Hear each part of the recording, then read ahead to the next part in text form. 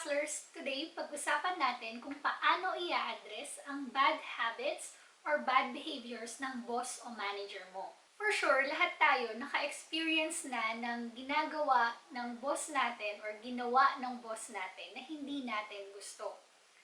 Halimbawa, yung uutusan ka kung kailan pa uwi ka na or kung kailan off mo tapos urgent daw. Or yung may favoritism, or yung medyo unrealistic yung hinihingi sa'yo. Ako, naka-experience na ako ng bad management style.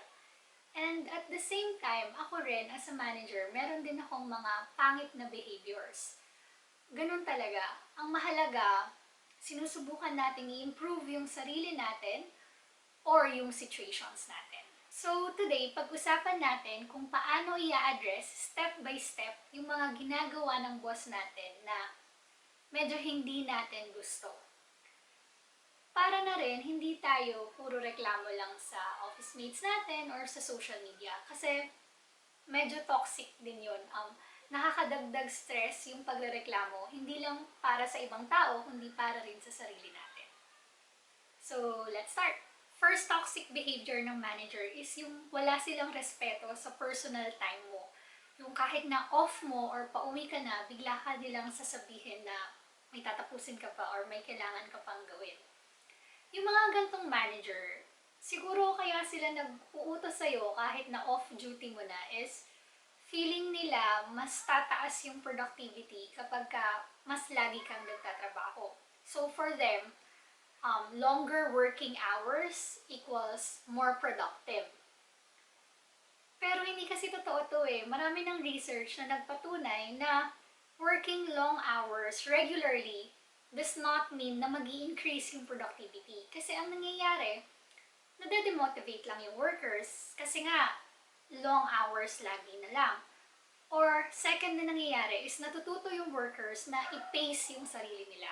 Ibig sabihin nitong pacing is dahil alam nila na mas late sila uuwi, pabagalan na lang nila yung trabaho nila. Ang dapat mong gawin kung ganito yung boss mo is gawin mong measurable yung trabaho mo on a daily basis. Kasi kung natatapos mo naman yung trabaho mo at alam niya kung ano yung dapat mong matapos for the day, wala na siyang masasabi doon. Classic example nito is sales. Actually, first job ko is sales. And nung una, hindi ko na-hit yung target ko. So, yung amo ko, laging nakamasid sa ginagawa ko.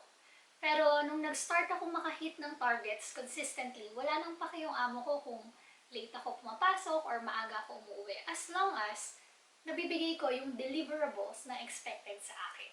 Kung special projects ka and mahirap gawing measurable yung trabaho mo on a daily basis, mag-set ka na lang ng milestones per project. So, ibig sabihin nito, meron kang schedule na yun yung dapat mong magawa for the day para alam niya yung progress nung ginagawa mo. Example, Monday, draft ng budget. Tuesday, kailangan mong i-meet yung iba't ibang departments para makuha yung approval nila para sa draft ng budget. And then, Wednesday, submission ng report. Parang ganon. So, basically, kailangan lang ng boss mo ng way para ma-monitor kung ano yung deliverables pa rin na natatapos mo on a daily basis. Ako, nung una, lagi akong tinatawagan or ini-email kahit na naka-leave ako. Pero, hindi ako sumasagot unless emergency. Nung una, palagay ko may mga naiinis sa akin. Pero ngayon, lahat sila sanay na. Yung staff ko or yung managers ko, sanay na sila and alam nila na unless emergency, hindi ako magre-reply kapag naka-leave ako. Kapag nag-leave ka, matuto ka kasing mag-endorse properly. Hindi ka naman nila guguluhin kung na-endorse mo properly yung task eh. Ganon din sa pag-uwi. Umuwi ako on time kapag tapos ko na yung trabaho ko. Hindi ko naaantayin na mauna yung boss ko umuwi bago ako umuwi. Siguro sa mga junior, medyo nakakahiya minsan. Pero kailangan yung sanayin, yung boss nyo and yung teammates nyo na umuwi kayo on time. As long as natatapos nyo yung trabaho nyo on time. Di ka naman pwede ireklamo na, si Arlette, lagi yan on time umuwi. Ang pwede lang ireklamo sa'yo is, si Arlette hindi nagtatrabaho ng mabuti. Pero kung measurable yung work and deliverables mo, hindi nila yun masasabi sa'yo. Alam nyo, okay lang naman sana magtrabaho ng OT paminsan-minsan. Pero ibang usapan na kasi kung araw-araw, ganun na lang. Kailangan sanayin mo yung boss mo sa work hours mo. Next bad behavior ng boss is yung may favoritism sila. Actually, hindi naman yung favorite nila yung issue dito. Ang issue dito is kung unfair ba yung treatment nila sa'yo versus sa office mates mo. Ngayon, kung ang sagot ay oo, baka kailangan mong gumawa ng paraan para maging favorite ka din. Either galingan mo yung trabaho mo, or baka magaling ka nga sa trabaho mo pero hindi mo na PR sa kanya. Or baka naman, meron siyang mga work ethics and principles or values na hindi mo na ipapakita. Halimbawa, siguro para sa boss mo, mahalaga yung may initiative sa pag-update. And lahat ng office mates mo, laging nagre-regular update sa boss mo. Pero ikaw, kailangan ka pa niyang i-follow up. Lagi kang late magpasa ng updates. Nagagawa mo yung trabaho mo, pero laging late. Tapos lagi ka pang kailangan i-follow up. Mahalaga yun sa boss mo. So, iisipin niya na, ikaw, mahirap ka katrabaho. Kasi yun yung mahalaga sa kanya, tapos yun yung hindi mo na ipapakita. Another example is, may mga tao na sobrang mahalaga sa kanila yung hindi nalilate, yung timekeeping. So, kung yung boss mo ganun, tapos lagi kang late, negative na agad yung impression niya sa'yo. Kung ano yung pinapahalagahan ng boss mo, yun yung ipakita mo, yun yung gawin mo. Kung mahalaga sa kanya yung timekeeping, huwag kang malilate.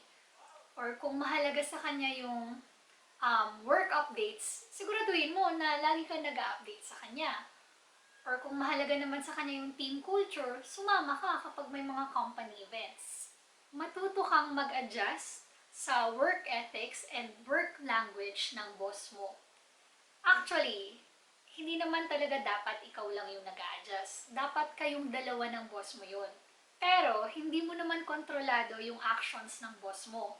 Pero ikaw, kontrolado mo yung iniisip mo, yung actions mo, and dapat makontrol mo yung situation mo. Yun naman yung goal natin dito Yung i-take over, i-take control yung pag-iisip natin, yung emotions natin, yung actions natin, and eventually, yung situation natin. Iwasan natin na isisi sa tadhana yung mga nangyayari sa atin. That's why, yung tips na to is focused on kung ano yung pwede mong gawin kapag medyo nakakainis yung boss mo. Another bad behaviors ng boss is yung hindi sila nakikinig sa'yo, sa opinions mo, concerns mo, and suggestions mo. First, ang una mong gawin kapag ginagawa to sa'yo ng boss mo is, tingnan mo, sa'yo lang ba siya ganyan or pati sa iba? Kasi kung pati sa iba, at least alam mo na hindi yun personal. And ganun lang talaga yung management style niya. For all bad behaviors ng boss mo, lagi mong gawin tong step na to. Meaning, lagi mong i-check, sa akin lang ba ganito yung boss na to or sa lahat? Second, na dapat mong gawin is magsabi ka ng specific change na gusto mong mangyari. Huwag general concerns like, sana naman mas mapakinggan ako or mas mapahalagahan yung mga opinions ko. Huwag ganoon kasi medyo parang bata lang na nagrereklamo. It doesn't sound mature. Sabihin mo yung specific change na gusto mong mangyari. For example, tuwing may pipiliin tayong venue, sana sa ocular pa lang kasama na ako bago mag-decide yung team. Or kapag merong changes in process, sana isama ako sa meetings and brainstorming pa lang. Yung ganun na specific change, it sounds like a solution, hindi parang nagre-reklamo lang na bata. Third is, kailangan mo mag-improve sa pag-influence sa priorities and decisions ng boss mo. Meron akong 4 general types of bosses. So, depende sa kung anong type ng boss mo, kung paano mo siya may influence. First type of boss is yung analytical. Para sa mga gantong klase ng boss, para ma-influence mo sila, kailangan mo magbigay sa kanila ng lots of relevant data bago sila mag-make ng decision. Kailangan logical yung case mo na sasabihin sa kanila. Medyo risk-averse din yung mga gantong types of boss. So, kapag hinighlight mo yung mga risk involved kapag hindi nagawa yung suggestion mo, mas likely na pakinggan ka nila. Second type of boss is controller. May pagkaganto ko. Kapag dealing with the controller, use logic pa rin. Prepare all the necessary information, pero i-present mo yung quick relevant facts lang. Kasi medyo maiksi yung pasensya ng controller. Ayaw nila ng mahabang usapan na mukhang walang patutunguhan. Kapag may gusto kang decision from a controller, sabihin mo na agad. Be very specific kung ano yung gusto mong mangyari. And kapag tinanong ka kung bakit at paano yun gagawin, dapat may sagot ka na para i-approve na lang niya. Next type of boss is yung enthusiastic. Sila yung inspiring, visionary, big picture guys. Ang problema kasi sa kanila is disorganized sila. And minsan, paiba-iba yung priorities nila eh. Like, Monday, excited siya sa Project A. Pagdating ng Friday, meron na siyang Project XYZ. Sa mga gantong klase ng boss, huwag ka na magbigay ng mahabang reports. Wala silang babasahin na ganun. So, pag may gusto kang project na ipa-approve sa kanila, talk big picture. Gawin mong exciting para sa kanila yung magiging resulta ng project kapag nagawa yun. Don't expect them to do anything for you Ikaw lahat yung gagawa nun. Kailangan mag-a-approve na lang sila. Mabilis silang mabore, so make your presentation or information quick, relevant, and yun nga, exciting. Next and last type of boss is yung amiable. Sila yung people person. Normally, madali naman sila katrabaho. Kapag gusto mong ma-influence yung gantong klase ng boss, focus on security and satisfaction of other people. Kapag sinabi mo na, nagawa na to ng ibang team and okay naman yung feedback na gustuhan nila, makakatulong rin yun sa decisions nila. Kasi mahalaga sa kanila yung perception, kung paano na-perceive yung effort nila or yung projects nila. Kung paano ito na-appreciate ng ibang tao. So, ayun, isipin mo kung saan pinakamalapit na type yung boss mo and influence them according to their type. Next bad boss behavior is yung unrealistic yung mga pinapagawa niya sa'yo. Halimbawa, doblehin mo yung production next month or tapusin mo to by end of day or kailangan tapos yung systems upgrading 1 week. Tapos, kapag tinanong mo sila kung paano mo gagawin yon, ang sagot nila sa'yo ay, hindi ko alam, trabaho mo yan. Ang ginagawa ko kapag ganito yung sinasabi sa akin is I give my boss options. Halimbawa, sige, I will do it, pero bigyan mo ako ng additional 10 manpower by end of week. Or, sige, kaya ko yan, pero kailangan ko ng ganito kalaking budget. Or, sige, gagawin ko yan, pero madedelay itong isang project. Kasi, yan lang yung gagawin ko, idodrop ko muna yung ibang projects. Pag nagbigay ka ng options, dalawa lang naman yung pwedeng mangyari dyan. Either they say yes or they say no. If they say yes, sige, okay lang, ganyan kalaki yung budget, sige, okay lang, i-drop mo muna yung other project. Edi good, proceed na lang. If they say no, ask them how. Pag sinabi nila, no, hindi pwede, walang budget, or no, hindi pwede mag-hire ng bagong tao, or no, kailangan matapos mo pareho yung projects na yan. Itanong mo sa kanila, paano? Manghingi ka ng guidance sa kanila. Ask them how. Challenge their thinking. If mag-insist sila na kaya mo na yan, trabaho mo na yan, pag-isipan mo yan, magmatigas ka rin.